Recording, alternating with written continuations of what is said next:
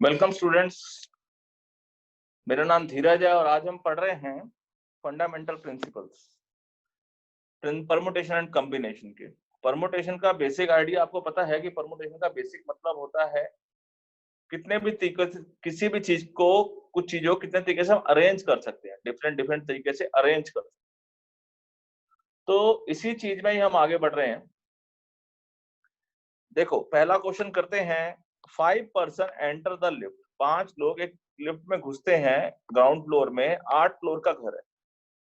Suppose each of them can leave the cabin independently. मतलब एक जो कैबिन में जो भी आदमी है वो कहीं भी किसी भी फ्लोर पे उतर सकता है। फर्स्ट से उतरना है, ये मत सोचना कि ग्राउंड से उतरना है, फर्स्ट से उतरना है। तो जब आपको फर्स्ट से उतरना है, सो कितने नंबर हैं, कितने तरीके से ये जो 5 मेंबर्स हैं can leave at any one of the 7 floors. 2 option है, या डिफरेंट फ्लोर्स, सभी डिफरेंट फ्लोर्स पे उतरेंगे एक तरीका, या फिर कोई भी किसी भी फ्लोर पे उतर जाए, 7 फ्लोरों में से किसी फ्लोर पे भी उतर जाए। तो अगर हम पहले क्वेश्चन की बात करें, हम तो पहले पार्ट की बात करें, तो पहला आदमी जब आप लिफ्ट आपकी फर्स्ट फ्लोर पे उतरेगी, रुकेगी, तो जो फर्स्ट कितने है,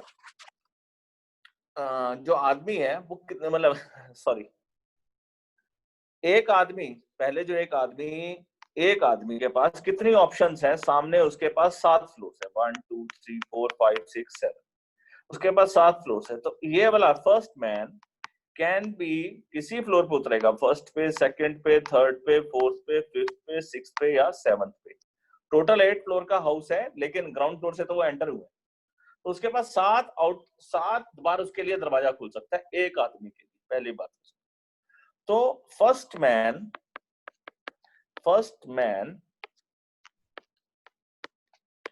कैन गो आउट, बाहर निकलेगा लिफ्ट से, इन कितने वेज? 7 वेज। ठीक है। इसी तरीके से दूसरा आदमी भी कितने तरीके से आएगा? 7 वेज। सबका अपना अपना तरीका है, क्योंकि क्वेश्चन ने बोला है कि वो किसी भी फ्लोर पे उतरे, उन 7 फ्लोर में से किसी भी फ्लोर पे उतरे। तो इस तरीके से थर्ड मैन की बात भी करें हम, तो थर्ड मैन भी जो है वो 7 तरीके से उतरेगा, फोर्थ भी 7 तरीके से उतरेगा, और फिफ्थ भी 7 तरीके से उतरेगा। तो टोटल नंबर ऑफ वेज कितने हो गए? टोटल नंबर ऑफ वेज वो कितने हैं? पहला आदमी उतरा 7 तरीके से, एंड 7 तरीके से, एंड आया ना भाई, पहले ने भी उतरना है, फिर दूसरे ने भी उतरना है, एंड तीसरे ने भी, एंड चौथे ने, एंड पांचवे। तो 7 एंड 7 एंड 7 एंड 7 एंड 7, तो टोटल आ गया 7⁵5। ये तो हो गया पहला पोर्शन। दूसरे पोर्शन की बात करें तो कहता है एट डिफरेंट फ्लोर, मतलब आदमी किसी भी फ्लोर पे, मतलब सभी अलग अलग फ्लोर्स पे उतरेंगे। तो आप मेरे को पहले बताओ, जो पहला आदमी है वो किसी भी फ्लोर पे उतरेगा, तो वो कितने, उसके पास कितनी ऑप्शंस हैं? तो first man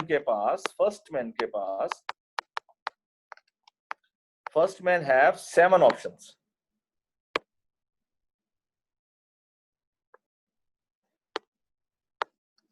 first man has 7 options. अब 7 में से किसी भी एक फ्लोर पे उतर गया, तो जो दूसरा आदमी है वो कहां उतरेगा? अब वो उन 7 में से उस फ्लोर पे नहीं उतर पाएगा जिस पे वो उतरा था, तो इसका मतलब उसके पास अब कितने बाकी 6 ऑप्शंस हैं। तो सेकंड मैन हैज कितनी ऑप्शंस? 6 ऑप्शंस। थर्ड के पास कितनी ऑप्शंस होंगी? थर्ड के पास होंगी 5 ऑप्शंस। फोर्थ के पास कितनी होंगी? 4 ऑप्शन। और फिफ्थ के पास होंगी 3 ऑप्शंस। तो टोटल नंबर कितने तरीके होंगे? 7 × 6 × 5 × 4 × 3। इसको मल्टीप्लाई करोगे, this will be your answer. ठीक है। एक मिनट पेपर है ये क्वेश्चन बहुत इंपॉर्टेंट है। ठीक है, अगर पेपर को थोड़ा सा टिपिकल बनाना है, पेपर, ये क्वेश्चन मुश्किल नहीं है, लेकिन ये पेपर एंट्रेंस के क्वेश्चन में भी कई बार आया हुआ है ये वाला। ठीक है, और ये टीचर्स का भी फेवरेट क्वेश्चंस में से एक है। एक मिनट है जो कैलेंडर छापती है ना, छपाई जहां होती है, ठीक है, चाहे वो कैलेंडर छपते हो चाहे नोट छपते हो, जहाँ छपाई होती है, ठीक है, तो वहां पर उसमें जो है एक mint prepare metallic calendar specifying, जो जब आपके कैलेंडर छपते हैं तो उसकी एक डाई बनती है, डाई जिसपे वो सब वो बस वो डाई के ऊपर रंग लगता रहता है और वो पेपर के ऊपर छापती रहती है। तो वो बेसिक डाई बनानी है उसने, कहता है उसमें मंथ डेट डेज लिखे होते हैं, ठीक है, हर महीने का अलग अलग डाई है। कहता है फरवरी महीने की बात बताओ कि फरवरी महीने के लिए कितनी डाई बनानी चाहिए ताकि फ्यूचर में कभी डाई ना बनानी पड़े। यह है क्वेश्चन कहने का मकसद, ठीक है, कि फरवरी महीने के लिए कितनी डाई बनाए। मेरे को एक बात बताओ, फरवरी में दो टाइप की पॉसिबिलिटी होती है, या तो 28 दिन होते हैं या 29 दिन होते हैं। तो पहली पॉसिबिलिटी है नंबर ऑफ डेज की, नंबर ऑफ डेज की। नंबर ऑफ डेज जो है या तो 39 होते हैं, 30 होते हैं, सॉरी 29 होते हैं, 29 होते हैं, या फिर 28 होते हैं। लीप ईयर में 29 नहीं तो 28। तो नंबर ऑफ डेज जो हैं आपके पास फरवरी में दो हो सकते हैं, और ये तो नंबर ऑफ डेज हो गए। और फिर जो हो गया first day for the month, first day for month, क्योंकि फर्स्ट डे जो है वो मंडे हो सकता है, Sunday, Monday, Tuesday, Wednesday, Thursday, Friday, Saturday, कुछ भी हो सकता है। फर्स्ट डे कुछ भी हो सकता है, मानते हो ना? जब पहला दिन कुछ भी हो सकता है, अच्छा पहला दिन अगर आपने लिख दिया तो उसके हिसाब से जितने आगे की तारीखें हैं वो उसके हिसाब से चलती हैं।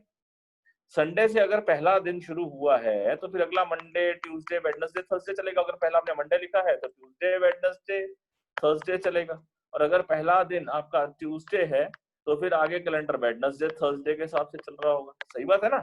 तो मेन बात कहाँ हुई, पहले दिन की गेम के हिसाब से सारा कैलेंडर प्लान हो जाता है। ठीक है, तो फर्स्ट डे मंथ के जो हैं वो क्या क्या हो सकते हैं, हमारे पास क्या पॉसिबिलिटी है? हमारे पास 7 पॉसिबिलिटी।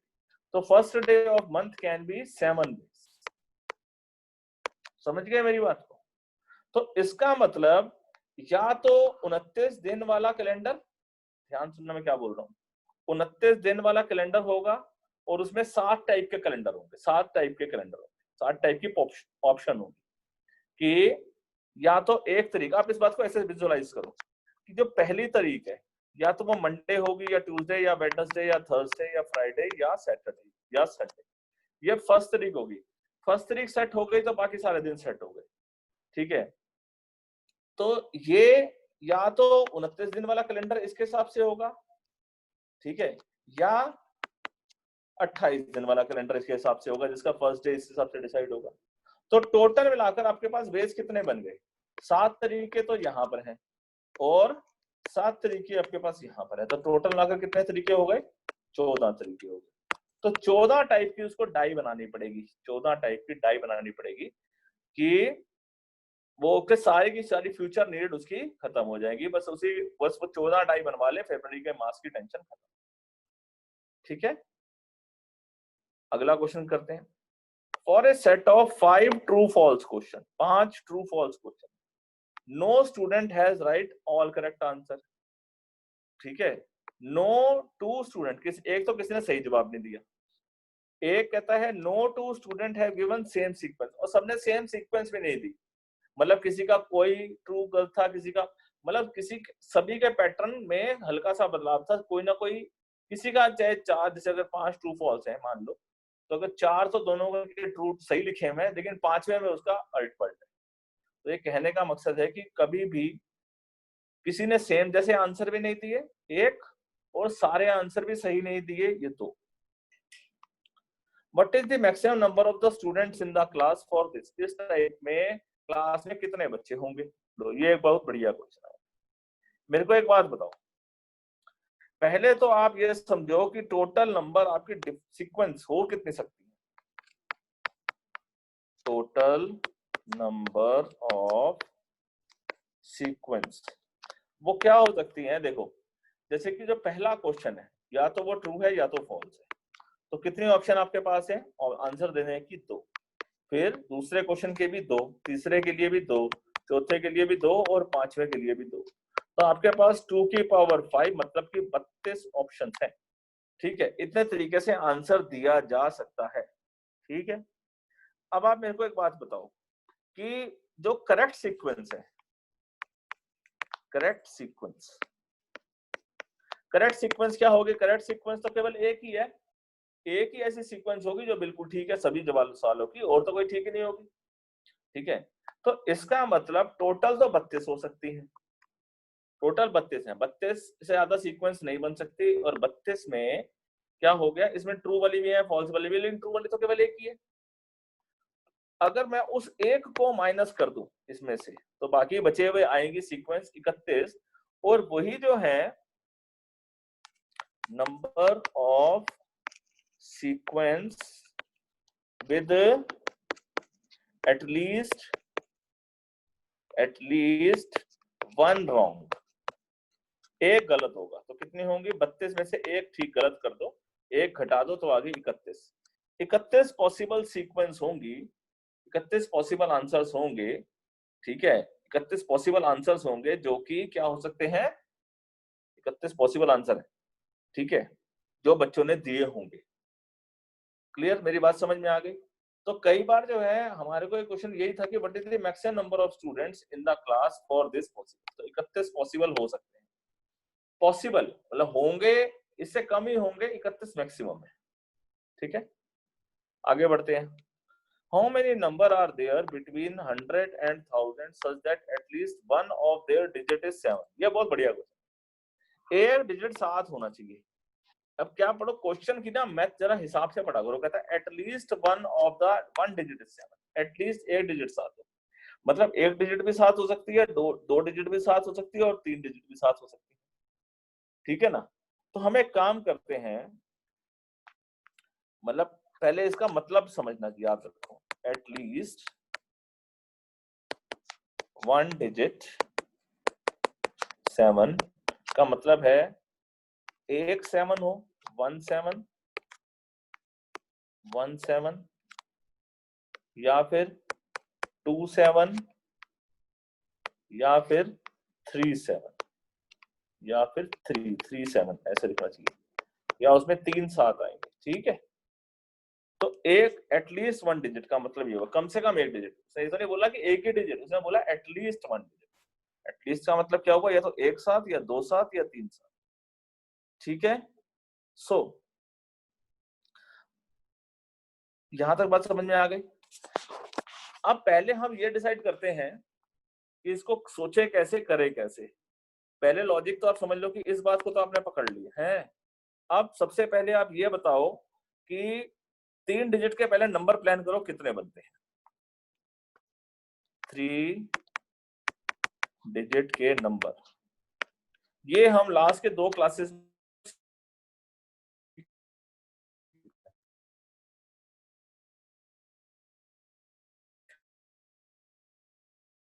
प्लेस के 9 वेज, टेंस प्लेस जो है 10 तरीके से भर सकते हैं, और यूनिट प्लेस 10 तरीके से भर सकते हैं। तो टोटल मिलाकर आपके पास 900 वेज है, 900 अक्षर है, 900 डिजिट्स हैं आपके पास। ठीक है, इसमें 7 है भी और 7 नहीं भी। एक काम ना करें हम, मेरी बात को समझो, मैं ये निकाल रहा हूं। देखो अब इसमें थोड़ा सा इस लाइन को मत देखो, देखो इसको पढ़ो, एक साथ हो 3 अक्षरों में, या 2 साथ हो, या 3 साथ हो। इसके साथ एक चीज और मिला दो कि साथ ही ना हो, कि साथ ही ना हो। ठीक है, देखो 17 प्लस 27 प्लस 37 प्लस 37 प्लस 7, 7 आए नहीं, 7 is equals to total numbers हो गए। समझने की बात है, एक साथ होगा, 2 साथ, 3 साथ, या कोई साथ ही नहीं होगा। इन सबको मिला दे तो टोटल नंबर्स हो जाएंगे। तो हम एक काम करते हैं, मेरे को ये चीज निकालनी है, ये वाली टोटल नंबर में से अगर मैं इसको माइनस कर दूं तो आराम से बात समझ में आ जाएगी। तो ये करनी ज्यादा आसान दिखती है, सही है। तो कई बार जो है ना, सीधे रूट से जाने की बजाय उल्टे रूट से जाना जो है ना, फायदे का सौदा हो जाता है। लेकिन उल्टा रूट आपको केवल तभी दिखेगा जब आपको पूरा रास्ता पता हो। तो जैसे मैंने आपको ये बताया है, एक नंबर में 7 होगा, या 2 में 7 होगा, या 3 में 7 होगा, या ऐसे नंबर होंगे जिसमें 7 ही नहीं होगा। ठीक है, इसके अलावा तो कोई अक्षर नहीं बचेगा ना, is equal to total number. अब आप अगर आपको ये 17 ये निकालने हैं, ठीक है, तो कॉपी करो, इसको यहाँ लिख दो, कॉपी यहाँ पेस्ट, और इसके बाद दिस इज इक्वल्स टू क्या करा हमने कि टोटल नंबर्स है जी, कॉपी पेस्ट, टोटल नंबर में से क्या कर दो, माइनस कर दो, कौन से वाले नंबर, 97। विजन समझ में आ गया, मेन विजन को समझना है बस, इसमें यही बात है, इसको कैसे पकड़े। अब टोटल नंबर हम कैसे निकालेंगे, टोटल नंबर तो हमने उन लोगों को निकाल लिए हैं, 900 है, माइनस, अब 7 ही ना हो, बताओ 7 ही ना हो, तो 7 को तो भूल जाओ, इन 3 डिजिट्स में 7 तो आपने लिखना ही नहीं है। अब आपके पास कितने अक्षर बच गए, 9 अक्षर बच गए, 9 अक्षर बच गए, जीरो भी यहाँ नहीं लिखता है, तो यहाँ जो 100 प्लेस है, 100 place can be filled by how many veg, 8 बच गए ना, टोटल नंबर आपके कितने बच गए, 8, ठीक है। फिर उसके बाद यहाँ पर कितने, यहाँ कितने अक्षर लिखोगे, 7 नहीं लिखना, तो 7 को हटाओ, बाकी कितने डिजिट्स बचे, 9, तो टेंस प्लेस में 9 तरीके से भरा जा सकता है, और यूनिट प्लेस भी 9 तरीके से भरा जा सकता है, तो टोटल नंबर ऑफ तरीके हो गए 900 माइनस 99 द 81, 81 इंटू 8, 81 इंटू 8, 8 और 64, ठीक है ना। So this will B, minus कर देते हैं, तो आ गया मेरा पास 252, ठीक है बच्चों। तो कई बार जो है ना उल्टी अप्रोच बड़े फायदे देती है, तो आपका ये विजन क्लियर होना चाहिए, क्योंकि ये केवल मैं आपको ये एक स्पेसिफिक क्वेश्चन नहीं है, बहुत सारे क्वेश्चंस आने वाले समय के अंदर, परमुटेशन के अंदर भी, कॉम्बिनेशन के अंदर भी, और प्रोबेबिलिटी के अंदर भी, ठीक है। तो आप ऐसे क्वेश्चन को बहुत प्रैक्टिस करेंगे ना, तो आपको समझ आ जाएगा यार कि ये वाला रूट ज्यादा आसान है। अदरवाइज मैं आपको बताता हूँ 17 का मतलब क्या होगा। अब 17 थोड़ा सा और लॉजिकल हो जाएगा, मैं बताता हूँ। देखो ये 3 डिजिट वाला नंबर है, मैं आपको लॉजिक दे रहा हूँ, डोंट थिंक कि मैं आपको लॉजिक नहीं दे रहा हूँ, ठीक है।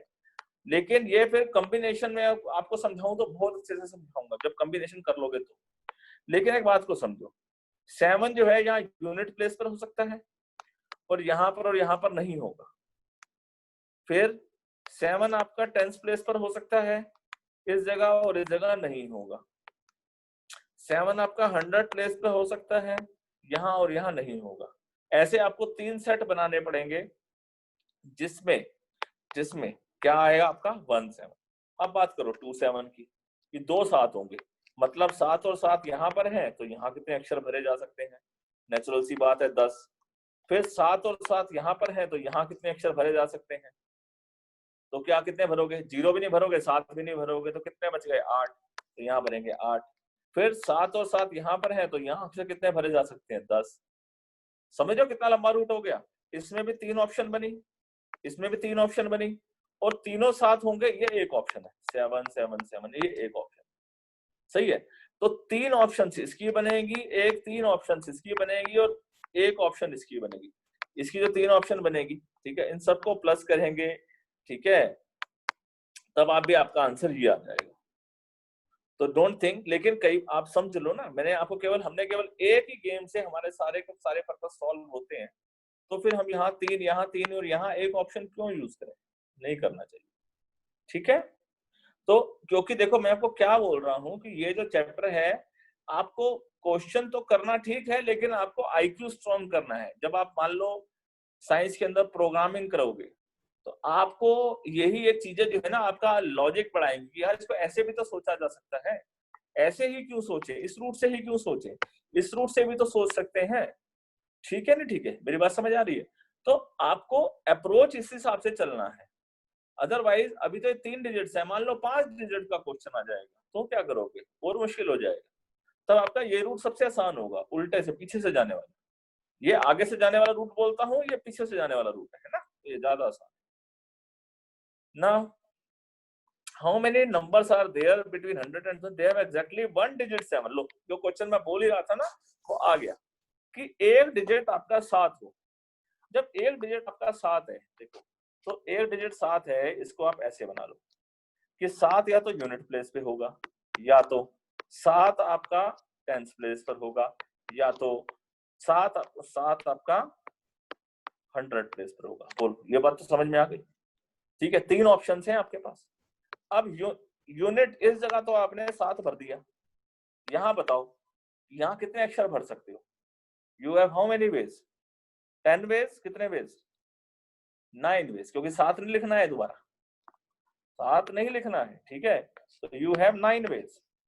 और यहां पर कितने भर सकते हो? यहां यू हैव 8 वेज, क्योंकि 0 भी नहीं लिख सकते हो यहां पर। 8 वेज, तो 9 इंटू 8 कितने हो गए? 72 वेज, जब यूनिट प्लेस पे 7 है। सिमिलरली टेंस प्लेस पे 7 है, तो मेरे को बताओ ये वाली जगह कितने तरीके से भरी जा सकती है? 100 प्लेस 8 तरीके से, क्योंकि ना 0 भरोगे ना 7 भरोगे।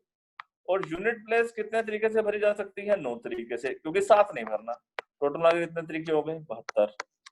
अच्छा, अब 7 100 प्लेस पर है यहाँ पर, तो ये अक्षर कितने तरीके से भर सकते हो? 9 तरीकों से। सही बात है ना? ये अक्षर जो है ये 9 तरीकों से भर सकते हो, तो ये वाली जगह भी 9 तरीके से भर सकते हो। तो टोटल में कितने अक्षर हो गए? 81। ठीक है, तो टोटल जो आपका आंसर आ गया, जिसको प्लस करो, this will be equal to 2 2 4 1 5 7 7 22। ठीक है, समझ आ गई मेरी बात? बस अब ये एक साथ के अंदर देखो कितना झमेला किया, फिर 2 साथ का भी करो, फिर 3 साथ का भी करो, करके देखना आंसर तो आपके पास आ ही गया है ना।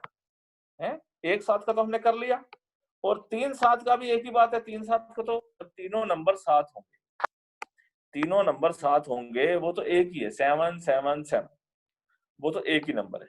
तो उसकी जगह यहाँ पर तो आप एक लिख दोगे, ये वाला 72 आ गया। इसको आप चेक करना, तीनों को प्लस करके देखना आपका आंसर मैच कर रहा है कि नहीं कर रहा है। ठीक है, तो दिस इज योर होमवर्क। करते जब आप क्वेश्चन को कर रहे होगे तो इसको आप देखना कि आपका आंसर सही आ गया कि नहीं आ गया। चलो आगे बढ़ते हैं।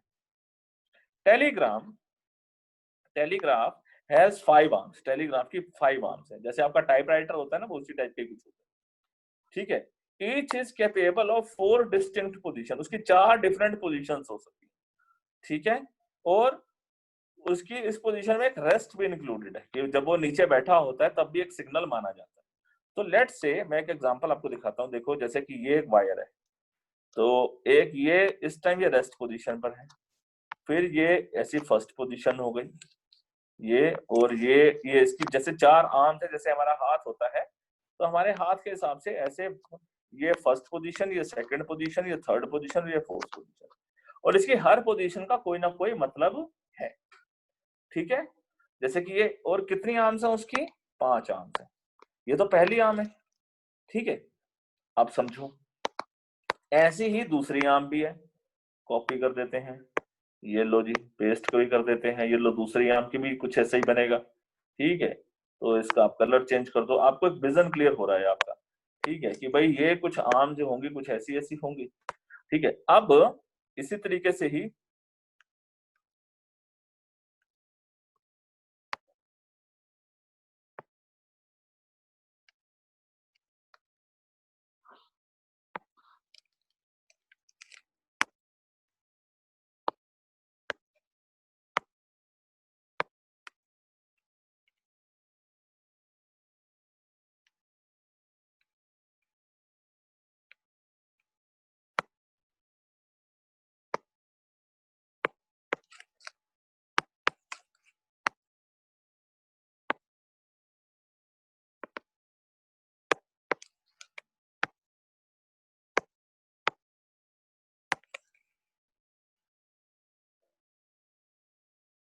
अब ये हमारे पास, आप देखो हमारे पास 5 आर्म्स बनी हुई है। अब क्या होता है, मैंने आपको क्या बोला, हर पोजीशन का अपना मतलब है। हो सकता है कि पहले की आर्म यहाँ पर हो, दूसरे की यहाँ पर हो, तीसरे की यहाँ पर हो, चौथे की यहाँ पर हो, पांचवें की यहाँ पर हो, कहीं भी हो सकती है। इन सबका एक अपना एक मतलब होगा। ठीक है, इन सबका एक अपना मतलब होगा। ठीक है, लेकिन मतलब केवल और केवल कब नहीं होगा? जब ये सारी रेस्ट पे पड़ी होंगी, जब ये सारी बिल्कुल नीचे पड़ गई, ये पांचों की पांचों, ये भी फर्स्ट पोजीशन पे, ये भी फर्स्ट, ये भी फर्स्ट, ये भी फर्स्ट और ये भी फर्स्ट, तो इसका मतलब नहीं है। ठीक है, अदरवाइज बाकी हर जगह इसका मतलब है। ठीक है बच्चों, ये बात समझ में आ गई? अब वो कह रहा है टेलीग्राफ के बारे में, ये मेन लॉजिक समझ में आ गया। What is the total number of signals can be made? मैं आपको एक सिग्नल बनाकर दिखाता हूँ, एक सिग्नल बनाकर दिखाता हूँ, ताकि आपको मतलब समझ आ गया सिग्नल चल क्या है, सिग्नल का मतलब क्या है। आपको ऐसे समझो कि ये मैं इसको ये हटा देता हूँ। थोड़ा सा मैं आपको लॉजिक बताऊँ ना, ये आपका कंप्यूटर भी बच्चों इसी हिसाब से काम करता है, लेकिन कंप्यूटर में जो है यहाँ पर हमारे सिग्नल का मतलब है 0 1 2 3, क्योंकि मेरे को मालूम है मेरे से ये जो है ये कंप्यूटर वाले बच्चे भी देख रहे हैं, ठीक है ना, जिनके पास कंप्यूटर और वो प्रोग्रामिंग के मूड में है आने वाले समय के अंदर। तो ये आपको थोड़ी सी ना डेवलपमेंट देगा बुद्धि की, है, देखो आप ध्यान से। अब मेरे को एक बात बताओ, ये सिग्नल का मतलब क्या होता है? लेट्स से पहला आर्म है वो फर्स्ट पोजीशन पर है, दूसरी आर्म सेकंड पोजीशन पर है, तीसरी आर्म 0 पोजीशन पर है, चौथी आर्म फिर 1 पोजीशन पे है, पांचवी आर्म फिर 0 पोजीशन पे है। ये एक सिग्नल है 1 2 0 1 0, ठीक है, मेरी बात आपको समझ में आ गई? तो 1 2 1 0 का मतलब कुछ है, कुछ एक डिजिट्स है। तो जिसको इसको टेलीग्राम के सिग्नल पढ़ने आते होंगे टेलीग्राफ के, तो वो इस सिग्नल को पढ़ के बता देगा इसका क्या मतलब है। आपका कंप्यूटर भी जो है वो इसी भाषा से ही, इसी तरीके से ही अब सेव करता है, लेकिन वहां पर 1 2 1 0 नहीं होता है, वहां पर केवल 1 0 0 1 0 1 1 0, 1 और 0 में ही डील होती है सारी की सारी। तो उस बात को आप ऐसे समझ सकते हो कि 2 को भी उसने फर्दर 0 1 0 में कन्वर्ट कर दिया, मान लेते हैं, ठीक है ना। 3 को भी उसने फर्दर कन्वर्ट कर दिया 0 1 0 में, 4 को भी कन्वर्ट कर दिया। तो जब आप कंप्यूटर में भी टाइप करते हो 4, वो कंप्यूटर में सेव तो हो जाता है 4, लेकिन वो 4 आपको डिस्प्ले में सेव होता है 4, लेकिन कंप्यूटर अपने अंदर जो है वो 0 1 0 की टर्म्स में ही स्टोर करता है उसको। क्लियर? तो वो एक सिग्नल है, तो आपका जो नंबर है वो एक सिग्नल होता है, ठीक है। मेरी बात आप समझ में आ गई कि सिग्नल क्या चीज है? तो ये एक सिग्नल है। Now how many different possible signals are can be formed? So अब मेरे को एक बात बताओ कि ये आम कितने सिग्नल डेवलप कर सकती है? 4, ये भी 4, ये भी 4, ये भी 4 और ये भी 4। तो इसका मतलब नंबर ऑफ सिग्नल्स बन कितने सकते हैं? 4 एंड 4 एंड 4 एंड 4 एंड 4। 5 मशीनें है ना, तो 4 एंड 4 एंड 4 एंड 4 मतलब 4 की पावर 5। लेकिन इसमें एक ऑप्शन वो भी आ गई, वो है जब बिल्कुल यहाँ पर 0 0 0 0। ये वैसा ही क्वेश्चन है जो हमारा लास्ट क्लास में था, पहला क्वेश्चन है ना, याद करो, आपका बिटवीन 1000 टू 4000 के बीच में पूछ रहा था वो आपसे अक्षर। तो हमने 1000 में क्या कर दिया था, वो 1000 में हमने ऑप्शन जब डाल दी तो उसमें 0 0 0 इंक्लूड हो गया, जबकि हमारा जो क्वेश्चन था वो नंबर ग्रेटर देन 1000 था, ना कि नंबर इंक्लूडिंग 1000 था। जब भी ऐसे क्वेश्चन करना तो ध्यान से पढ़ना, 1000 से बड़े जाने हैं या 1000 से 4000 के बीच में लाने हैं, ठीक है। तो क्वेश्चन की सेंस को पढ़ना, ठीक है। सो तो हमारे पास अब टोटल पॉसिबल कितनी होगी? ये तो नंबर ऑफ सिग्नल्स हो गए, और नंबर ऑफ रेस्ट पोजीशन, सारे रेस्ट में होंगे तब कोई सिग्नल नहीं होगा, जब सारे नीचे बैठे होंगे। तभी मैंने यहाँ पर लिखा है 0, जान के लिखा है आपके लिए, 1 2 3 4 लिखा हुआ था, लेकिन मैंने जान के 0 लिखा है, so that you can realise कि हाँ 0 का मतलब है this complete is 0 then it is 0। Otherwise अगर इसमें एक भी एक पे है और यहाँ 0 0 0 है तो इसका कोई मतलब है, समझ गए? 0 1 0 0 0 का भी मतलब है, वो भी कोई सिग्नल है, ठीक है। ऑल रेस्ट पोजीशन पर हो जाएंगी तो वो क्या है, वो एक ही ऐसी पोजीशन। तो इसका मतलब total number of possible signals हो जाएंगे, total number of possible signals कितने होंगे? 4 की पावर 5 माइनस 1, ठीक है, समझ गए ना मेरी बात को? ठीक, अब 4 की पावर 5 याद कर लो, 4 क्या होता है? 2 का स्क्वायर होता है, इसकी पावर है 5 माइनस 1, ये हो गया 2 की पावर 10 माइनस 1। 2 की पावर 10 ना याद रखो, बड़े काम आती है, 1024 होती है, ठीक है, माइनस 1, तो सिग्नल आ गए 1023। कल परसों जो क्वेश्चन आया था, एक में आया था 4 की पावर 10 भी आया था, तो मतलब 1026 इंटू 1024 इंटू 1024, मल्टीप्लाई करके नहीं दिखाना है, डोंट वरी, बस यहीं तक ही आप मल्टीप्लाई कर देना, बतेरा है, ठीक है। आगे तक तो अगर आप ये भी लिख दोगे तब भी कोई आपका टीचर मार्क्स नहीं काटेंगे, डोंट वरी अबाउट इट। आगे बढ़ते हैं बेटा। इन how many veg 3 prizes can be distributed among 4 बच्चों के बीच में? 4 बच्चे हैं, 3 प्राइज है। No boy get more than 1 prize, मतलब एक बच्चे को एक से ज्यादा प्राइज नहीं देना। अगर एक बच्चे को एक से ज्यादा प्राइज नहीं देना है, यहाँ 3 बच्चे हैं, ठीक है, ये बच्चा ए, ये बच्चा बी, ये बच्चा सी। ए बच्चे को कितने प्राइज दे सकते हो? आपके पास कितने प्राइज हैं? आपके कितने प्राइज है? 3 है। अच्छा बच्चे 4 है, सॉरी, तो यहाँ पर हमारा एक डी स्टूडेंट भी होगा। तो 4 स्टूडेंट्स हैं हमारे पास। नाउ मेरे पास एक प्राइज को मैं बताऊं कितने तरीके से दे सकता हूँ। पहला प्राइज जो है वो क्या कहता है,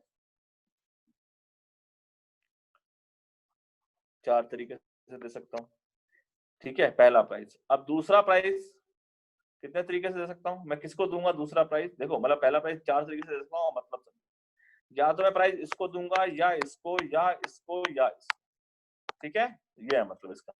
ए को 4 नहीं लिखा है, ठीक है, तो मैं ऐसे लिख देता हूँ। फर्स्ट प्राइज को मैं कितने तरीके से दे सकता हूँ? 4 बेस।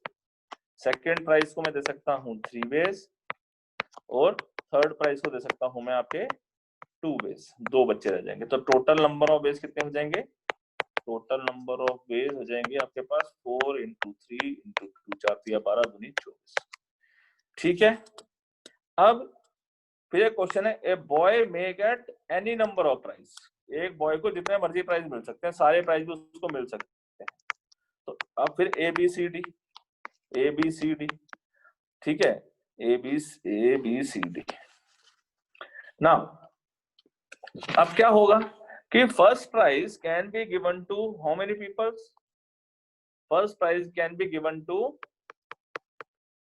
फर्स्ट प्राइज कितने बच्चों को दूंगा बताओ? 4 को दे सकते हैं, सेकंड भी 4 को दे सकते हैं, और थर्ड भी 4 को दे सकते हैं, ठीक बात है ना। तो थर्ड प्राइज भी 4 को दे सकते हैं, तो टोटल नंबर ऑफ बेस कितने हो जाएंगे? Total number of base 4 × 4 × 4 = 16 × 4 = 64। फिर उसके बाद क्या है? No boy get all the prize.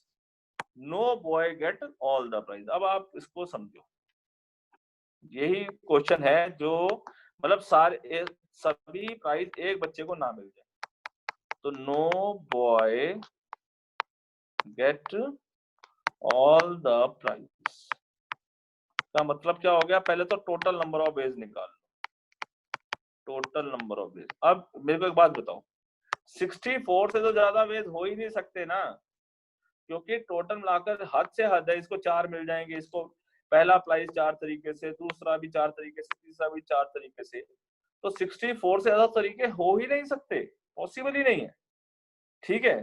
तो यही है टोटल नंबर ऑफ बेस। इसमें से माइनस कर दो कि एक जो आदमी है, सारे प्राइज एक ही बच्चे को मिल गए, ठीक है ना, ठीक है।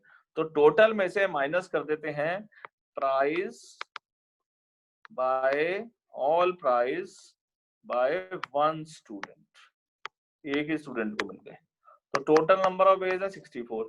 सारे प्राइज एक ही बच्चे को मिलेंगे, तो वो कितने तरीके हैं? तो 4 तरीके हैं, या तो ए को मिलेंगे, सारे प्राइज इसको मिल जाए, ठीक है, या इसको मिल जाए, या इसको मिल जाए, या इसको मिल जाए। तो एक तरीका है कि एक को मिल जाए, या बी को, या सी को, या डी को। तो ऐसे कितने तरीके हैं?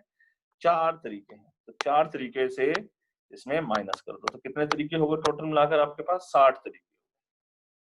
समझ गए? चलो आगे बढ़ते हैं।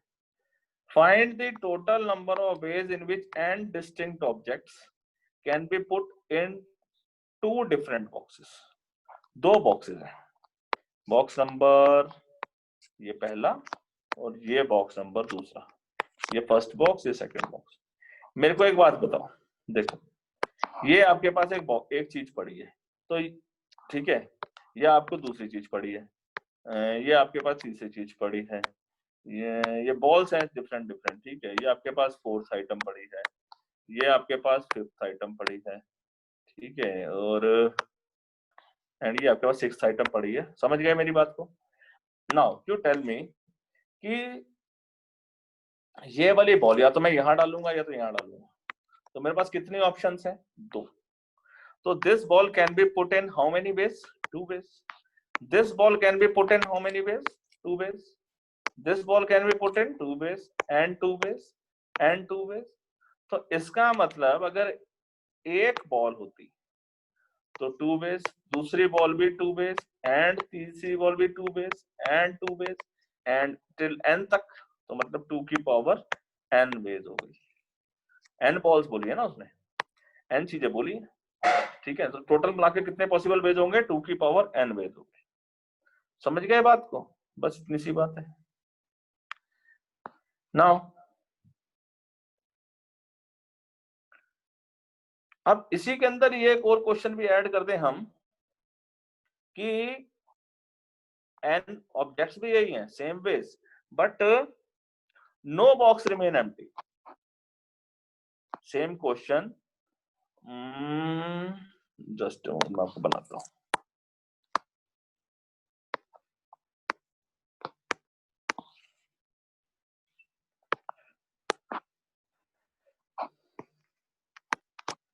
And no box remain empty, मतलब इसमें ये जो वेज है ना, इसमें ऐसा हो सकता है कि आपने सारी बॉलें इसमें भी आ सकती है या सारी बॉलें इसमें भी आ सकती है। सारी बॉलें अगर 2 में आ गई तो पहला खाली रह सकता है और इसमें आ गई तो दूसरा खाली रह सकता है। तो कोई, लेकिन अब वो कह रहा है कि ऐसा हो कि खाली कोई ना रहे। तो खाली जो रह सकता है, ऐसे कितने तरीके हैं खाली रह सकते हैं बॉक्स? ऐसे 2 ही तरीके हैं, या तो सारा सामान ए में होगा तो दूसरा वाला खाली होगा, अगर दूसरे में होगा तो पहले वाला खाली होगा। सही बात है ना? तो 2 तरीके हैं जिसमें वो सामान खाली हो सकता है। सही है। सो इसका मतलब क्या होगा, 2 रेज़ टू पावर n, तो टोटल मिलाकर बेस हो गए, उसमें से 2 बेस माइनस कर दो। तो this is the required answer for this question. Done. अगला पढ़ते हैं। By using the digit 0, 1, 2, 3, 4, 5, repetition allowed नहीं है, numbers are form, repetition allowed नहीं है। Find the total number of non zero digit that can be formed, कितने digit बन सकते हैं? तो इसका मतलब क्या हुआ कि आपको उसने बोल दिया कि जितने मर्जी डिजिट बनाओ, उसने ये नहीं बोला है कि 5 डिजिट बनाओ, 2 डिजिट बनाओ। इसका ये मतलब है कि नंबर फॉर्म्ड बाय 1 डिजिट, ठीक है। ऐसे ही number formed by 2 digit, number formed by 3 digits के नंबर, 4 डिजिट्स के नंबर और 5 डिजिट्स के नंबर। कितने हैं यहाँ पर? 1 मिनट, 5 डिजिट के नंबर हमारे पास कितने अक्षर हैं? 0, 1, 2, 3, 4, 5, मतलब कि 1, 2, 3, 4, 5, 6, तो टोटल लगभग 6 अक्षर है और 6 डिजिट्स के नंबर। अब 1 डिजिट के केवल एक ही डिजिट हुआ आपके इसमें, तो कितने पॉसिबल हैं? टोटल में कितने पॉसिबल केस हैं? 6 के 5, 6, लेकिन क्वेश्चन में बोला हुआ है नॉन जीरो, तो इसका मतलब आप यहाँ जीरो नहीं दे सकते, बस यही पकड़े जाओगे। आपने यहाँ 6 लिखा और आप गलत हो जाओगे, क्योंकि क्वेश्चन में क्या लिखा है? Non zero. तो आप केवल इसमें 1, 2, 3, 4, 5 ही इस्तेमाल कर सकते हो। अब 2 डिजिट वाले होंगे। अब यहाँ इसके बाद, इस क्वेश्चन के बाद आगे आप कर लोगे, मेरे को पता है। 2 डिजिट हो गया, आप कुछ समझदार हो, यहाँ पर तो आप जीरो तो नहीं लिखोगे। तो जो टेंस प्लेस है, tens place can be filled by how many ways? Tens place can be filled by 5 ways. तो tens place can be filled by 5 ways. And उसके बाद तो उसने बोल दिया रिपीटिशन अलाउड नहीं है, तो इसका मतलब जो अक्षर आपने यहाँ लिख दिया है वो यहाँ नहीं लिखोगे, ठीक है। तो जो आपने टेंस प्लेस पे लिख दिए हैं 5, तो यहाँ कितने लिखोगे? एक नंबर आपने अगर लिख दिया है तो बाकी कितने बचे? 5, तो इसका मतलब 5 एंड 5 हो गए 25। 3 डिजिट्स वाले में क्या होगा? टेंस प्लेस जो है वो 100 प्लेस, सॉरी वो जीरो नहीं होगा। तो टोटल अगर आप कितनी ऑप्शन है आपके पास? 5।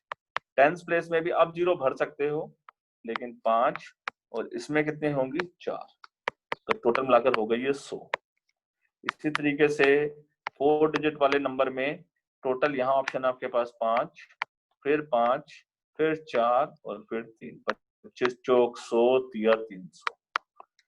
फिर 5 डिजिट वाला में 1, 2, 3, 4, 5, यहाँ 5 लिखेंगे, यहाँ 5 बेस, फिर 4 बेस, फिर 3 बेस, फिर 2 बेस, हो गया 600। फिर 5 बेस, 5, 5, 4, 3, 2, 1, 4, 3, 2, 1, तो ये भी हो गए 600। सही है। तो टोटल मिलाकर कितने तरीके हो गए, आप इन सबको प्लस करके बता दो, this plus this plus this plus this plus this, तो ये 25 है। ठीक है बच्चों, तो टोटल मिलाकर आपके पास आ गए 1630 अक्षर, 1630 डिजिट्स बन पाएंगे आपके पास। डन। तो अब क्या है, हमारा फंडामेंटल का तो बेटा कंसेप्ट हुआ खत्म। Clear, fundamental game is over now. आपके लिए कुछ होमवर्क रखा हुआ है, ये उसके आंसर हैं।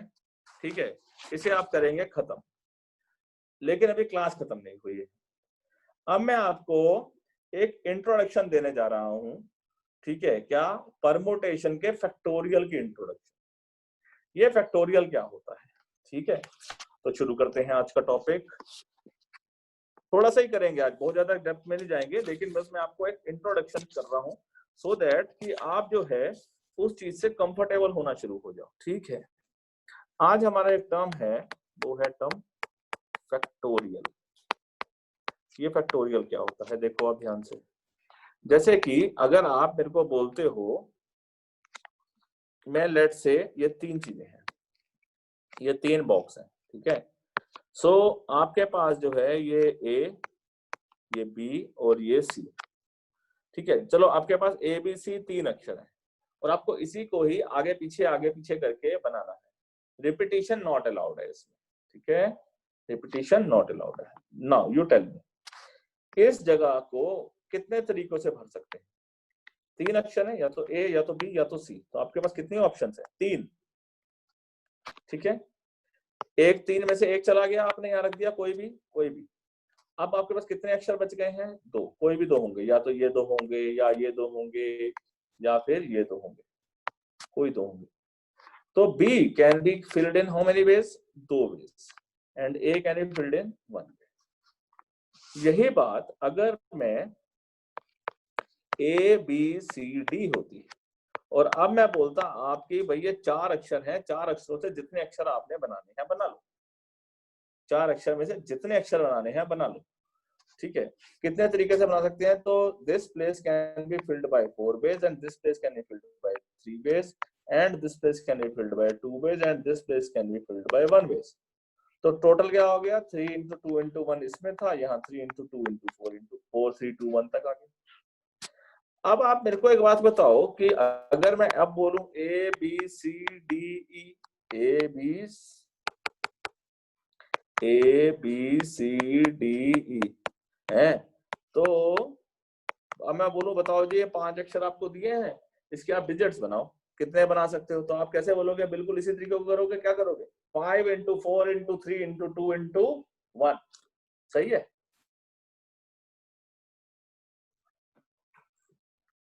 अब एक स्टेप और आगे। मेरे को एक बात बताओ, अगर मैं आपको 10 अक्षर दूं फिर क्या करोगे।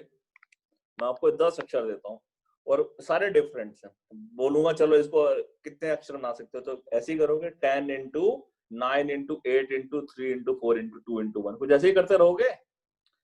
क्यों ना इसका एक शॉर्ट टर्म बोल दिया जाए, इसे हम बोलेंगे 3, इसे हम बोलेंगे बच्चों 3 फैक्टोरियल वेज, इसे हम बोल देंगे 4 फैक्टोरियल वेज, इसे बोलेंगे 5 फैक्टोरियल वेज।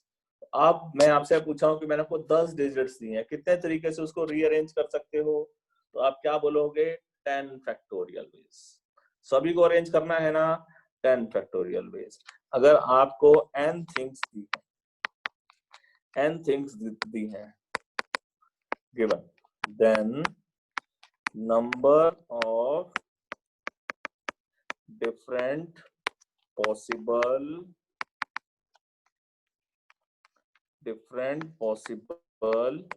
arrangements कितनी हो जाएंगी, n फैक्टोरियल वेज। क्लियर, ये बात समझ में आ गई। ठीक है, ओके, कोई मुश्किल तो नहीं है।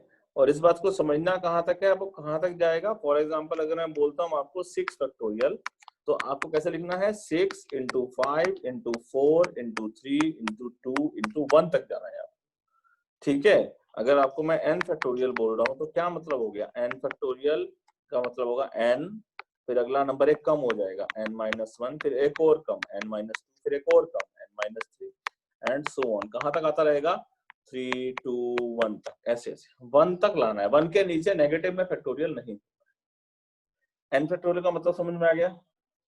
अब यहां पर एक चीज अब और बताइए, चीजें तो 6 हैं, लेकिन आपको 6 चीजों में से 3 चीजें ही अरेंज करनी है, जैसे कि ये, ठीक है।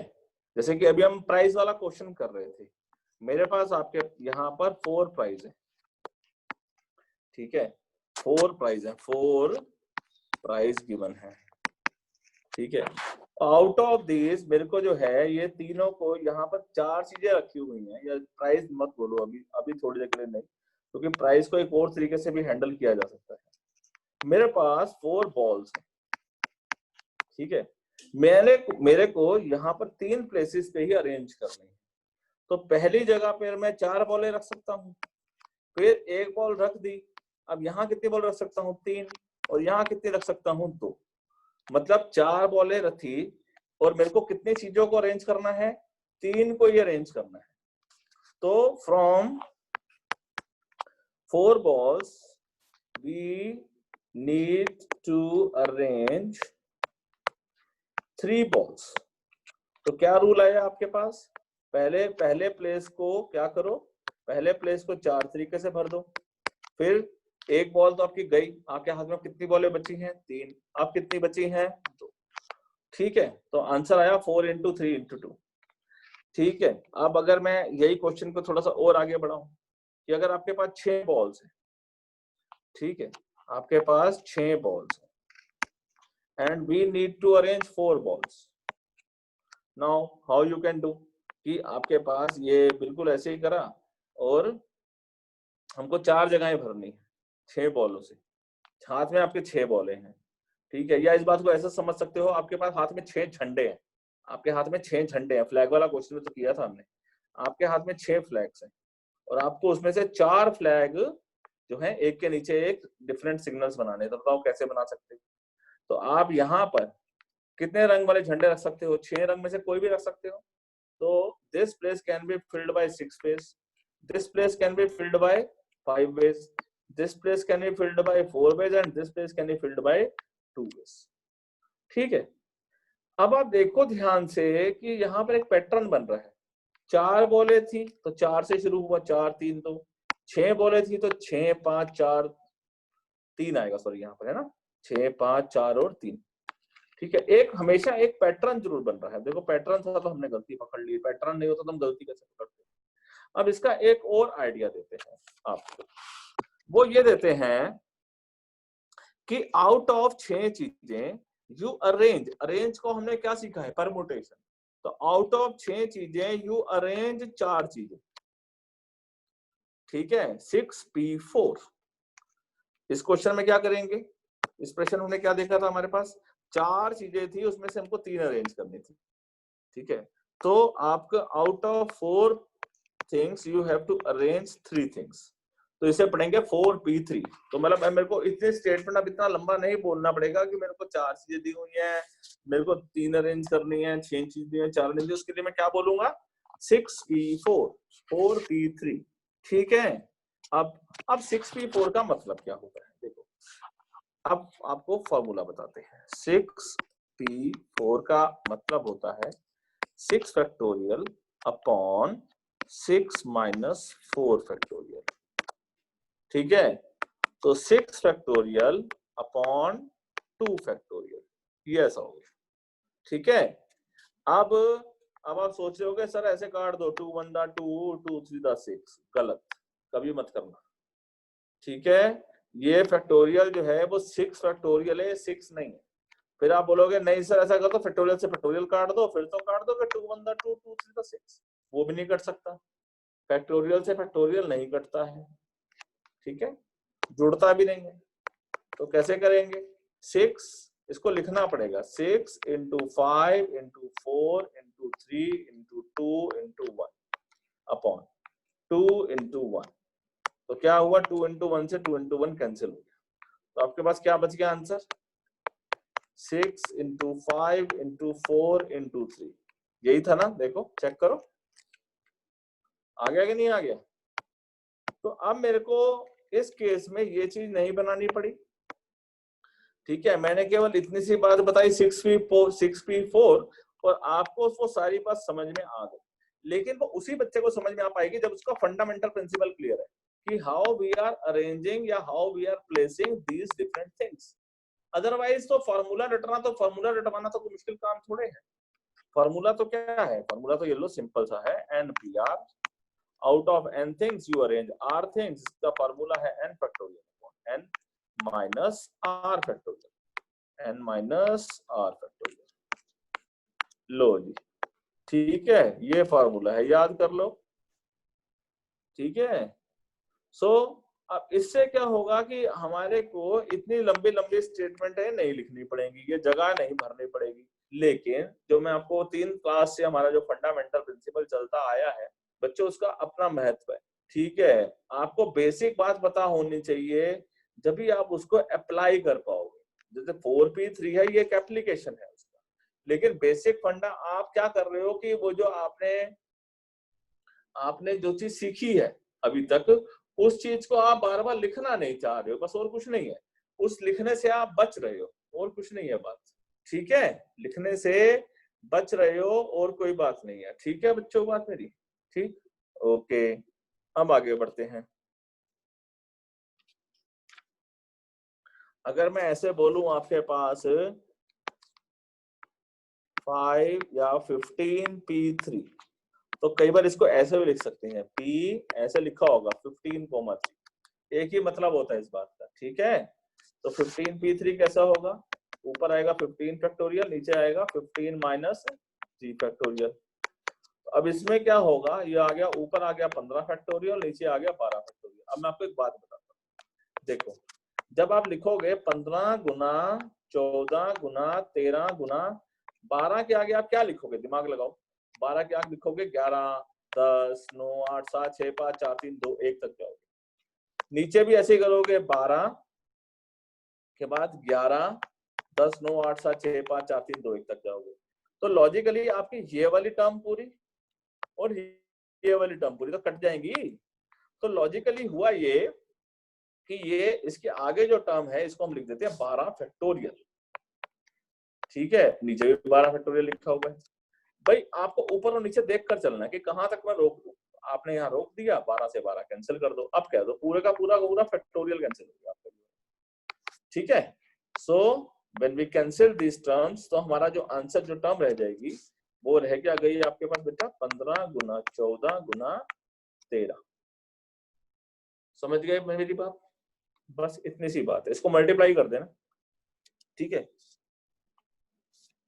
नाउ अब अगर हमारे शुरू में क्वेश्चन थे कि 5 चीजें हैं और 5 में से 5 अरेंज करने, वो भी हो जाएगा यहाँ पर, ठीक है। तो अब मेरे को एक बात बताओ, 5 चीजें हैं, this place can be filled by how many base, 5 base. This place can be filled by 4 base and 3 base and 2 base and 1 base. तो एंड हो गया ना। अगर आप ध्यान से समझो तो ये 5 फैक्टोरियल तो लिखा हुआ है, 5 4 3 2 1। तो what is 5p5 means? 5p5 means out of 5 things you have to arrange 5 things। 5 चीजें हैं, पांचों को ही अरेंज करना है, समझ गए। मतलब आपको मैं बार बार बोलना चाह रहा हूं कि इस चीज को पढ़ना सीखो, समझना सीखो, ठीक है। 5p5 बोलना ही केवल समझदारी नहीं है, उसको मतलब भी पता होना चाहिए। Out of 5 things you have to arrange 5, arrange, सही है। तो फॉर्मूला क्या है, 5 फैक्टोरियल अपॉन 5 माइनस नीचे भी 5 फैक्टोरियल, तो कितना हो गया, 5 फैक्टोरियल अपॉन 0 फैक्टोरियल। अब 0 फैक्टोरियल जो होता है ना वो 1 होता है, ये बात को आप याद रखना, ठीक है। फैक्टोरियल हमेशा कभी भी नेगेटिव में नहीं जाता है, हमेशा 0 फैक्टोरियल जो है वो क्या रहता है, 1, ठीक है। तो आपकी टर्म ये क्या बन गई, 5 फैक्टोरियल अपॉन 1। 5 फैक्टोरियल तो आपके सामने है, 5 फैक्टोरियल होता है 120, 5 4 the 60, 3 the 5 4 the 20, 20 3 the 60, 2 the 120, ठीक है। तो कुछ टर्म्स आप बच्चों याद करो, ठीक है, ताकि आपका टाइम बच जाएगा और कुछ, ठीक है। शुरू करें, कुछ और क्वेश्चन शुरू करते हैं, चलो। जैसे कि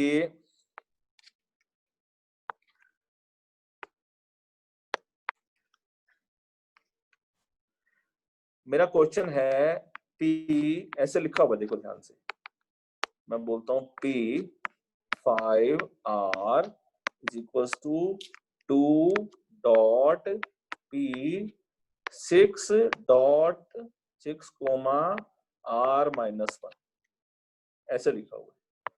फाइंड R। अब क्या करोगे, 5 ये लिखा हुआ है 5PR, तो 5PR का फॉर्मूला क्या होगा, 5 factorial upon 5 minus R factorial is equals to 2 तो यही रहेगा, ये क्या होगा 6 फैक्टोरियल अपॉन 6 माइनस नीचे वाला नंबर R माइनस 1 फैक्टोरियल। ठीक है, अब देखो इन क्वेश्चंस को कैसे करते हैं, सिंप्लीफाई कैसे करते हैं। 5 factorial upon 5 minus R factorial. हमेशा यहाँ बड़े नंबर का टारगेट पकड़ते हैं और छोटे नंबर तक लाने की कोशिश करते हैं। जैसे इस न्यूमिनेटर को देखो, 6 फैक्टोरियल को कैसे लिख सकते हैं, 6 into 5 into 4 into 3 into 2 into 1 जो होता है वो बेसिकली 6 इंटू 5 फैक्टोरियल हो गया, अपॉन डिनोमिनेटर क्या है, डिनोमिनेटर क्या बन जाएगा 6 माइनस R प्लस 1, तो मतलब कि क्या हो जाएगा 6 प्लस 1 इज 7, 7 माइनस R हो गया ये, तो 7 माइनस R और ये फैक्टोरियल। अब कैसे करोगे, तो 2 इंटू, अब न्यूमिनेटर में देखें तो 5 से 5 कैंसिल हो गया, तो बचा क्या, यहाँ हो गया 1 अपॉन 5 माइनस R फैक्टोरियल, यहाँ हो गया 2 इंटू 6 अपॉन 7 माइनस R पहला नंबर, इसके अगला क्या होगा, इसमें से एक कम करो, 7 माइनस R में से एक कम करोगे तो क्या हो जाएगा 6 माइनस R, फिर इसमें से एक और कम करो, क्या हो जाएगा 5 माइनस R, तो 5 माइनस R आ गया ना, 5 माइनस R फैक्टोरियल पे आप रुक गए। अब क्या करेंगे, इस नंबर से ये वाला नंबर कैंसिल कर देंगे, तो आपके पास लेफ्ट साइड में बचा 1, ऊपर बचा 2 इंटू 6, नीचे बचा 7 minus R into 6 minus R। ठीक है, 7 minus R into 6 minus R। So cross multiply कर दो, लेफ्ट साइड ले जाओ, 7 minus R into 6 minus R is equals to 6 into 2 12। ठीक है, और अब इसको आप क्वाड्रेटिक इक्वेशन बना दो, हैं, क्वाड्रेटिक इक्वेशन बना देते हैं। और आपको एक और ट्रिक भी सिखाऊं, क्वाड्रेटिक इक्वेशन तो आपको पता है ना, नहीं पता है, क्वाड्रेटिक इक्वेशन पता है आपको, मैं आपको एक लॉजिक सिखाता हूँ, ये आपके एंट्रेंस से बड़े काम आएगा, ये इंजीनियरिंग एंट्रेंस में तो काम आए ना आए, लेकिन ये पता है कहाँ होता है, जो नॉन इंजीनियरिंग एंट्रेंस होते हैं ना, वहां बड़े काम आता है। देखो ध्यान से समझो, एक तरीका तो क्या हुआ, मैं लिख देता हूँ भाई, ये हो गया आपके पास 42 प्लस R स्क्वायर, और ये हो गया minus 42 plus R square minus 13R minus 12 is equal to 0, तो क्या होगा R square minus 13R plus 30 is equal to 0, तो आप इसका रूट बना दो, 10 3 दा 30 हो गया है, तो 10 और 3 इसके पेयर आ गए। ठीक है, लेकिन अब 10 और 3 ये तो आपको पता है ना, 10 और 3 पेयर आ गए, यहां तक तो आप निकाल सकते हैं। अच्छा 10 और 3 आ गए, अच्छा यहां पर भी आपको एक चीज बतानी है मेरे को, चलो R square minus 10R minus 3R plus 30 is equal to 0, तो पेयरिंग आएगा तो R इज इक्वल टू 10 आया या R इज इक्वल टू 3 आया। अब चेक करो आपकी फिगर क्या है, आपके क्वेश्चन में 5 माइनस R था, तो R आपका 10 आ ही नहीं सकता, out of 5 things you have to arrange R things, तो R तो कम ही होगी ना, 5 से कम ही होगी, तो यहां 10 आ गई, तो ये वाली वैल्यू इग्नोर होगी। समझ गए मेरी बात को कि नहीं समझ गए हैं, तो R should be less than equal to 5 होनी चाहिए, या लेस देन ही 5 होनी चाहिए, चलो लेस देन इक्वल टू भी 5 होनी चाहिए, therefore R is equal to 10 जो है वो इग्नोर हो गई। ठीक है, अब R इज इक्वल टू क्या हो गई, 3 आपकी एक्सेप्टेड है।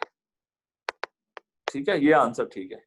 अब मैं आपको क्या बताना चाह रहा था, थोड़ा सा ना नंबरों को देखना शुरू करोगे तो ना बहुत फायदा होगा। देखो ये 7 माइनस आ रहा है, ये 6 माइनस आ रहा है, अगर आप ध्यान से देखो तो ये एक बड़ा नंबर है, ये एक छोटा नंबर है, एक ही छोटा, ये कॉन्सिक्यूटिव नंबर है, ये दोनों कॉन्जिक्यूटिव नंबर्स हैं, है क्या नहीं? सोचने की बात है भाई। ये 7 माइनस आर, 7 माइनस आर में से एक कम करोगे तो क्या हो जाएगा? 6 माइनस आर। तो these are two consecutive numbers, दो कॉन्जिक्यूटिव नंबर्स का मल्टीपल 12 है। तो एक ऐसे लिख दे हम, क्या 7 minus R, 7 minus R into 6 minus R को ऐसे लिख दे हम 4 गुना 3। 4 और 3 भी तो कॉन्जिक्यूटिव नंबर्स हैं, और 4 क्या है? बड़ा है, 3 छोटा है। तो अगर इन दोनों को कंपेयर करूंगा तो 7 माइनस आर जो है वो 4 के बराबर है, और 6 माइनस आर जो है वो 3 के बराबर है। तो आर कितना आ गया? 3 आ गया, या आर आ गया 4। ठीक है, ठीक है नहीं? ठीक है, तो आर इज इक्वल टू, भाई कंपेयर कर दो इसको, ये इसके बराबर होगा, ये इसके बराबर होगा। तो अच्छा, यहाँ पे 3 ही आया, यहाँ मैं गलत कर रहा हूँ। तो आर इज इक्वल टू यहाँ 3 ही आया, सिंप्लीफाई किया तो मतलब हमारा answer R is equal to 3 आ गया। आप सोचो, इस अप्रोच से जाता हूं तो मेरा आर इज इक्वल टू 3 ही आ गया, आंसर तो सही वाला है, सटीक आंसर आया, 10 वाली ऑप्शन आई नहीं। लेकिन हाँ, क्वाड्रेटिक के कंसेप्ट से जाता हूं तो ये आंसर आई। तो लॉजिक और विजन दोनों में होना चाहिए, ठीक है? कुछ ना कुछ मिलेगा ही आपको, घटेगा नहीं, बढ़ेगा ही, ठीक है? सो इस आइडिया से पता क्या होगा, आप कई क्वेश्चन ना हल्के कर लोगे, रेदर देन गोइंग इतनी बड़ी जो आपकी आएगी। देखो आने वाले समय में ना कई क्वेश्चन ना बड़े टेढ़े मेढ़े हो जाएंगे, बड़े बड़े हो जाएंगे, ठीक है? तो वो आपका ना हेल्प करेंगे आपकी प्रॉब्लम को सिंप्लीफाई करने में, ठीक है? चलो करते हैं, एक और क्वेश्चन करते हैं। अगर ऐसी प्राइस की प्रॉब्लम आ जाए तो हम कुछ इसी अप्रोच से ही सॉल्व करेंगे, ठीक है? कुछ इसी अप्रोच से सॉल्व करने की कोशिश करते हैं। सो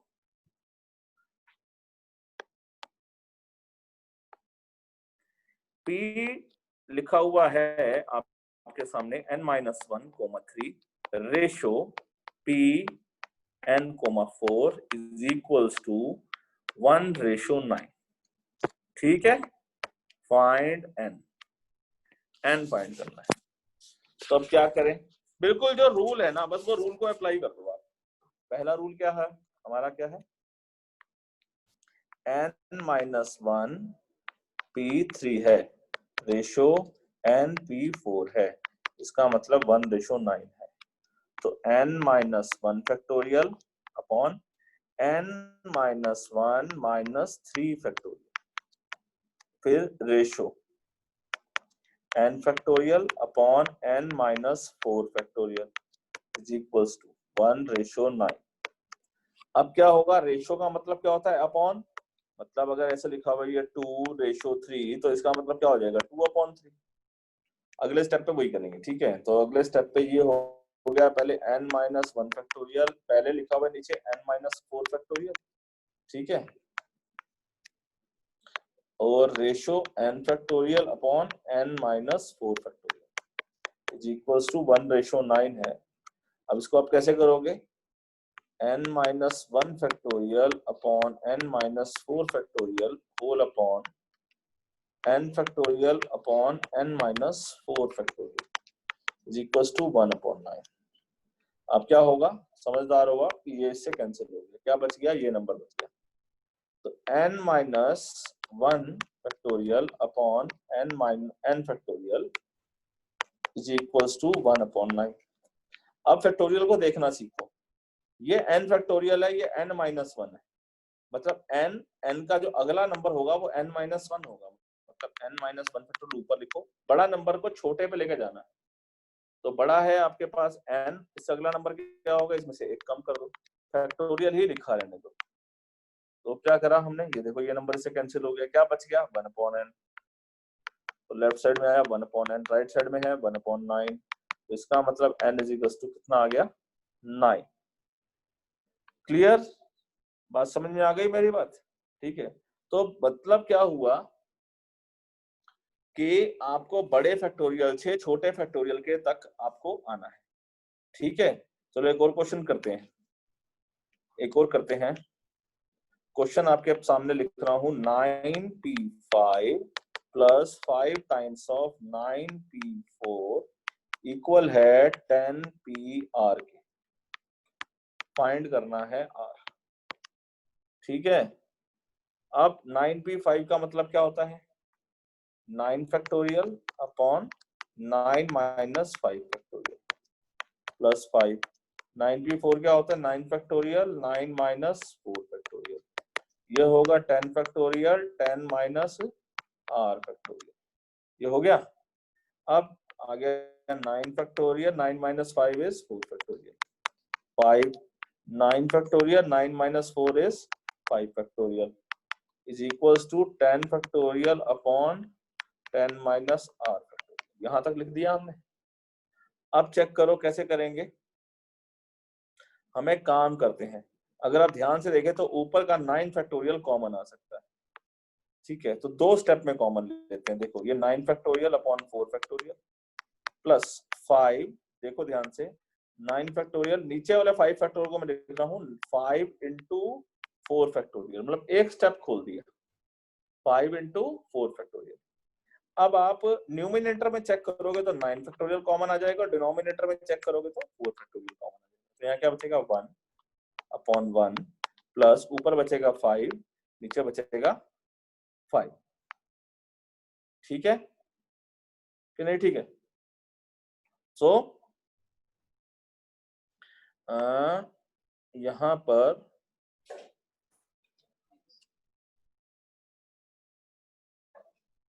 ये 9 आ गया, ठीक है, ये 9 आपको कॉमन, ये 5 फैक्टोरियल में से 5 इंटू 4 लिख दिया, ये कॉमन। यहां पर आपके पास नंबर क्या बच गया 5 अपॉन 5, 5 अपॉन 5 क्या होता है 1, this becomes 9 factorial 4 factorial into 1 plus 1 कितना हो गया 2, ठीक है। राइट साइड पे क्या है 9 फैक्टोरियल अपॉन 4 फैक्टोरियल इंटू 2 आ गया। अब चेक करो राइट साइड को करना क्या है, राइट साइड पे है आपके पास 10 अपॉन 10 माइनस r फैक्टोरियल। अब ये 10 फैक्टोरियल कैसे बनेगा, ठीक है, 10 फैक्टोरियल के लिए ऐसा होना चाहिए 10 इंटू 9 इंटू 8 इंटू 7 6 5 4 3 2 1। तो असली में 10 फैक्टोरियल होता क्या है 10 इंटू 9 फैक्टोरियल होता है। तो यहाँ पर 9 फैक्टोरियल है, लेकिन राइट साइड जो क्वेश्चन मेरी डिमांड कर रहा है वो मांग रहा है 10 फैक्टोरियल। तो एक काम करते हैं इसको 10 बना देते हैं। कैसे 10 बनाएं, इसको ऊपर भी 5 से और नीचे भी 5 से मल्टीप्लाई कर देते हैं, तो बचेगा क्या 9 फैक्टोरियल, ऊपर बन गया 10 फैक्टोरियल, नीचे क्या बच गया एक 5 इंटू 4 फैक्टोरियल। तो लेफ्ट साइड क्या हो गया 10 फैक्टोरियल हो गया, समझ गए। 10 इंटू 9 फैक्टोरियल क्या हो गया 10 फैक्टोरियल, और यहाँ क्या रह गया 5 इंटू 4 फैक्टोरियल क्या हो गया बताओ, 5 इंटू 4 फैक्टोरियल हो गया 5 फैक्टोरियल। राइट साइड पे क्या है, राइट साइड आपके पास चेक करो ये है 10 factorial upon 10 minus r factorial, 10 factorial upon 10 minus r factorial, ठीक है। इससे क्या हुआ ये और ये टर्म कैंसिल हो गई। अब आपका ये इसके बराबर है, मतलब 1 अपॉन 5 फैक्टोरियल बराबर है 1 अपॉन 10 माइनस r फैक्टोरियल। तो इसका मतलब क्या हुआ अगर 1 1 के बराबर है तो ये इसके बराबर है। अब आप सोचो कि अगर हम ये लॉजिक को नहीं लगाएंगे, सोचो थोड़ा सा सोचो, तो इसको तो आप लिख लोगे 5 इंटू 4 इंटू 3 इंटू 2 इंटू 1, ठीक है। इसको कैसे लिखोगे 10 माइनस r, फिर अगला नंबर आएगा 10 minus r minus 1 minus 2 minus 3 minus 4, कहां तक लिखोगे, और फिर उसको मल्टीप्लाई करोगे, फिर उसको सॉल्व करोगे, ठीक है। पता नहीं क्वाड्रेटिक बन रही है या क्यूबिक बन रही है या डिग्री 4 वाली बन रही है, नो वन नोस। समझ गए मेरी बात को? तो इसलिए अब इसमें हम क्या इसको ऐसे ही लिखते हैं कंपेयरिंग, ठीक है। वी गेट, तो 10 माइनस r जो आ गया आपके पास वो 5 है, 10 माइनस r जो है वो 5 है, इसका मतलब r भी 5 है। समझ गए बच्चों मेरी बात? तो कहने का मकसद ये है कि हमेशा सॉल्व करने के पीछे नहीं भागना है, ठीक है, थोड़ा अलर्ट रहना है। अब हमने यहाँ इसको मैच कर दिया, ऊपर वाले क्वेश्चन में क्या मैच कर दिया, ऊपर वाले क्वेश्चन में हमने है ये वाला नंबर एनसीआर मैच कर दिया, फिर और ऊपर में क्या मैच कर दिया है ना, ये नंबर मैच कर दिया। तो ये छोटी छोटी बातें ही ना समझ के ना आपका जो लॉजिक और ट्रिक जो है ना वो स्ट्रांग हो जाएगा। क्लियर, मेरी बात समझ में आ गई? ठीक है, तो एक बार रिवाइज कर लें। देखो सबसे पहले आज हमने तो क्या सीखा था, फंडामेंटल प्रिंसिपल का सेकंड स्टेज सीखी थी, है ना, टेलीग्राफ वाला क्वेश्चन सीखा। ये क्वेश्चन जब आप प्रोग्रामिंग करोगे ना मैथ साइंस में, कंप्यूटर्स में, तब आपको फायदा देगी। तो पहले ये प्रोग्रामिंग का ये सीखा, दरवाजे से कितने एंटर कितने आउट, ये बड़ा लॉजिक फायदा देगा। ये भी एक इन और आउट लॉजिक है, ठीक है, ठीक है। अब ये कितने दरवाजे आपको बनाने चाहिए, कितने लोग होने चाहिए, ये हमने लास्ट क्लास में भी करा था, इस टाइप का ये वाला क्वेश्चन यहाँ भी करा। मिंट वाला क्वेश्चन मैंने आपको बताया बहुत इंपॉर्टेंट है, एग्जाम के पॉइंट ऑफ व्यू से आता भी है, ठीक है। इस क्वेश्चन की झलक आप देखना, आपको कितनी बार दिखेगी, आप देखते जाओगे आप, यहाँ नहीं कहीं भी लाइफ में भी कई बार आपको दिखाई देगी। ट्रू फॉल्स वाला कंसेप्ट समझो। अभी आपने केवल 2 ऑप्शंस करी हैं, आपने मल्टीपल ऑप्शंस देने जाना है इन फ्यूचर, 4 ऑप्शंस होंगे उसमें, फिर कैसे करोगे। तो ये सारे आपको आइडिया देता है कि क्या परमुटेशन कॉम्बिनेशन होगी, क्या आपके आंसर की स्ट्रेटजी होगी। कई बार आप तुक्के मारते हो, आंसर गलत आता सही आता है, ये सारे की सारी गेम इन्हीं शब्दों में छुपी हुई होती है। फिर हमने ये डिजिट वाला क्वेश्चन किया कि 7 आना चाहिए या 7 नहीं आना चाहिए, सबको डिस्कस किया, ठीक है, दोनों स्टेज करी। टेलीग्राम वाला क्वेश्चन किया, ठीक है, डिफरेंट सिग्नल्स बनाए, बहुत बढ़िया क्वेश्चन, सही है। फिर इसके बाद हमने प्राइस की डिस्ट्रीब्यूशन करी डिफरेंट डिफरेंट कैटेगरीज में, ठीक है। तो ये आपका ये क्वेश्चन है, सारे आपका डिसीजन एबिलिटी स्किल्स बढ़ाती हैं। फिर इसके बाद आपने जो है ये 2 डब्बों में बॉलें डाली, ठीक है, फिर बॉलें एक भी डब्बा खाली नहीं रहना चाहिए, वो कंडीशन की निकाली। अब इसमें ऐसा हो सकता है कि एक डब्बे में केवल एक हो, बाकी सारी बॉलें दूसरे में, या तो इसमें हो और बाकी सारी बॉलें इस डब्बे में। फिर इसके बाद हमने क्वेश्चन किया रिपीटिशन नॉट अलाउड है, और बड़े सारे नंबर्स बनाए, ठीक है, 5 डिजिट के, मतलब 5 अक्षर 6 अक्षर जो दिए हुए थे, उसमें से हमने सारे अक्षर बनाए, 1 digit 2 digit 3 digit 4 digit, clear. फिर हमने आज परमुटेशन का बेसिक आइडिया समझा, फैक्टोरियल का कंसेप्ट समझा, ठीक है। फैक्टोरियल के ही कंसेप्ट को थोड़ा सा और आगे अगली क्लास में भी पढ़ाएंगे। और फिर जो है परमुटेशन के वो क्वेश्चन भी करेंगे कि डायरेक्ट फार्मूला लगा के, ठीक है, डायरेक्ट फार्मूला लगा के। तो पहले इस बेसिक आइडिया को अच्छे से क्लियर करो, ठीक है। आपकी परमुटेशन एक्सवर्क जो कॉम्बिनेशन है उसकी आपकी पहली एक्सरसाइज कंप्लीट हो चुकी है, अब आपका होमवर्क हो जाएगा। तो सेकंड एक्सरसाइज जब आप खोलोगे तो सेकंड एक्सरसाइज में कुछ क्वेश्चन जो है शुरुआत वाले वो इस फॉर्म के, इस टाइप के लिखे हुए होंगे, ठीक है। तो उनको आप अपने आप करो, ठीक है, कुछ इस टाइप के क्वेश्चन है। अब ये मैंने आपको बेसिक आइडिया दे दिया, आप करो, जहां फंसोगे वहां डिस्कस करेंगे, ठीक है। तो दिस जॉब इज डन, ठीक है। अब नेक्स्ट क्लास में मिलते हैं जल्दी, see you, till then bye bye.